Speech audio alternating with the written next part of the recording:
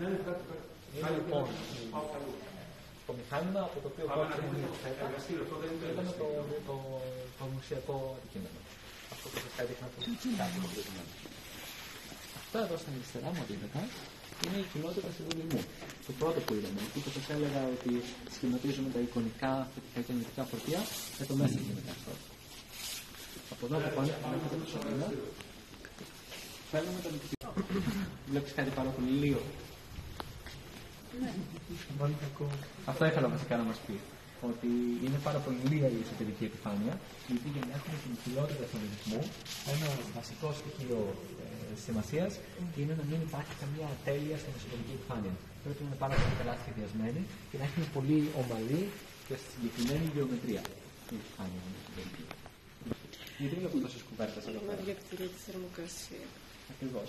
Εδώ μέσα, άμα θυμάστε, είναι στο 1,8 Kelvin ο μαγνήτης. Εδώ πέρα έξω είναι θερμοκρασία περιβάλλοντος. Οπότε οι σειρές από κουβέρτες είναι ο τρόπος με τον οποίο κρατάμε αυτή τη τεράστια διαφορά θερμοκρασίας. Και εν τέλει βλέπετε και τη γεωμετρία των καλωδίων, έτσι όπως τυλίγουν το σωλήνα εδώ πέρα. Εδώ είναι οι μαγνήτες. Αυτά τα καλώδια. Τυλίγουν το σωλήνα. Αυτά είναι οι μαγνήτες.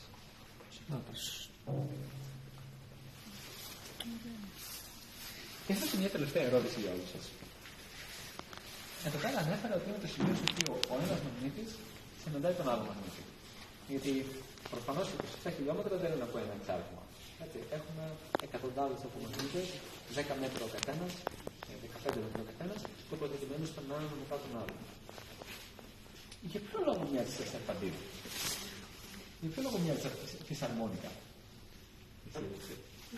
Για να μπορεί, νομίζω, το πρωτόνιο να μεταφερθεί στο ηλεκτρόνιο και μετά. Το πρωτόνιο δεν κυκλοφορεί σαν ηλεκτρικό ρεύμα μέσα από υλή. Το πρωτόνιο κυκλοφορεί μέσα στο σωλήνα αυτό, ο οποίος για την ευκαιρία είναι κενό. Είναι η πλήρης απουσία ύλης. Μισό λεπτάκι. Γιατί αυτό είναι πάρα πολύ ενδιαφέρον σημείο που ξέχασα να αναφέρω. Μέσα στο σωλήνα υπάρχει κενό. Και για την ευκαιρία, για να φτιάξουμε αυτό το κενό, πρέπει να ξέρουμε κενό από κάπου στην ζωή. Οκ, το διάστημα. Κενό, έτσι. Σύριγγα, επίσης, άμα βγάλεις τον αέρα από μέσα, άμα πας να την τραβήξεις και έχει μπλοκάρει το ακροφύσιο, έχει κενό, δημιουργείς κενό. Το κενό που χρειάζεσαι εδώ μέσα είναι εκατομμύρια φορές πιο δυνατό. Δηλαδή, άμα υπάρξει ένα άτομο αέρα, ένα άτομο οξυγόνου, ένα μόλιο οξυγόνου αζότου μέσα στο σωλήνα αυτό, θα το δεις. Η ακτίνα θα αντιδράσει μαζί του και θα έχεις μια σκέπαση. Θα έχεις σαν να λέμε, φανταστείτε ότι έχετε ένα laser pointer μέσα σε έναν χώρο με καθαρό αέρα. Το βλέπεις το laser pointer? Βλέπεις τη δέσμη? Όχι. Βλέπεις μονάχα το σημείο στο πιο κοντά. Άμα βάλεις την ίδια δέσμη του laser pointer μέσα σε ένα θάλαμο με καπνό, βλέπεις τη δέσμη. Το χρησιμοποιούμε και λογικά έφερα. Ακριβώς αντίστοιχα λοιπόν, άμα είχαμε καπνό, άμα είχαμε αέρα μέσα στον χώρο στον οποίο κυκλοφοράει η δέσμη των πρωτονίων, θα σκεδαζόταν η ενέργεια της δέσμης. Θα πήγαινε παντού τριγύρω και δεν θα καταφέρουμε να τη συγκεντρώσουμε, να μείνει πάνω στα σωματίδια, ώστε όταν φτάσουμε στο σημείο της σύγκρουσης να μπορέσουμε να αλληλεπιδράσουμε με την μέγιστη ενέργεια. Και επανερχόμαστε τώρα στην προηγούμενη ερώτηση που έκανε, για ποιο λόγο έχουμε αυτό το σχήμα εδώ πέρα με την φυσαρμόνιση. Και νομίζω ότι για ποιο λόγο μας ήθελε να μας πει κάτι.